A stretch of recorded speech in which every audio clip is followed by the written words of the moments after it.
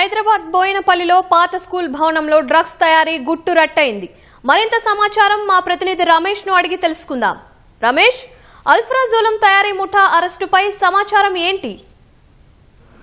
హైదరాబాద్ లో legal team భారీ operation అయితే చేసినట్టు అయితే సికింద్రాబాద్ బోయినపల్లి సమీపంలో ఒక పాత స్కూల్ పాఠశాలలో కూడా ఈ ఆల్ఫాజం సంబంధించి కూడా మత్తు పదార్థాలకు సంబంధించి కూడా తయారు చేసినట్టు కూడా పోలీసులకు సమాచారం రావడంతో కూడా నేరుగా అక్కడికి వెళ్లి తర్వాత తాను తయారు చేసిన ముఠాకు సంబంధించి కూడా పోలీసులు అదుపులో తీసుకొని ప్రస్తుతం విచారించడం జరిగింది. అయితే ప్రస్తుతం అక్కడ తయారు చేస్తున్న వాటిలో ఈ ఆల్ఫాజం సంబంధించి ఎక్కడ వీళ్ళు తరలింపు చేస్తున్నారు, తర్వాత వీళ్ళకి సంబంధించి కూడా అవి ఎవరెవరు విచారాలు కొనసాగిస్తున్న దాని మీద కూడా పోలీసులు ప్రస్తుతం అయితే ఆరోపిస్తున్నారు. దీంట్లో నిర్వాహకులతో పాటు దాంట్లో స్కూళ్ళకు సంబంధించి కూడా ఒకరు ఉన్నారని చెప్పి కూడా పోలీసులు ఒక అనుమానాన్ని వ్యక్తం చేస్తున్నారు. ప్రస్తుతం అయితే అందరినీ అదుపులో తీసుకొని విచారణ కొనసాగిస్తున్నారు. ఇప్పటివరకు సాధన చేస్తున్న ఆల్ఫాజానికి సంబంధించి కూడా ₹1,00,00,000 వరకు కూడా ఉంటుందని చెప్పి కూడా దాదాపు వారైతే పోలీసులు అయితే అంచనా వేస్తున్నారు. ఇప్పటికే ఇంకా లీగల్ టీమ్ సంబంధించి కూడా అక్కడ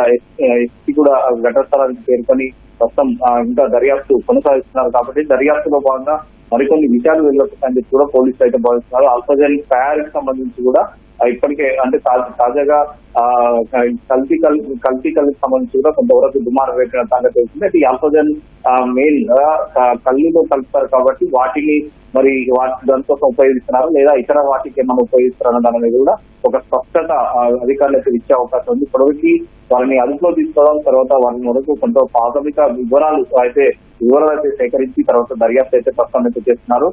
ఇంకా మరి లీగల్ సంబంధించిన పోలీసులు ఒక ప్రకటన కూడా చేసే అవకాశం ఉంది. దాంట్లో మరి ₹1,00,00,000 వరకు విలువ చేసే వాటినే కాకుండా మరి ఫర్దర్ గా ఇంకా ఏదైనా వాటికి సంబంధించిన వివరాలు ప్రస్తుతం అయితే వేసిన అవసరం ఉంది. ధన్యవాదాలు రమేష్ గారు.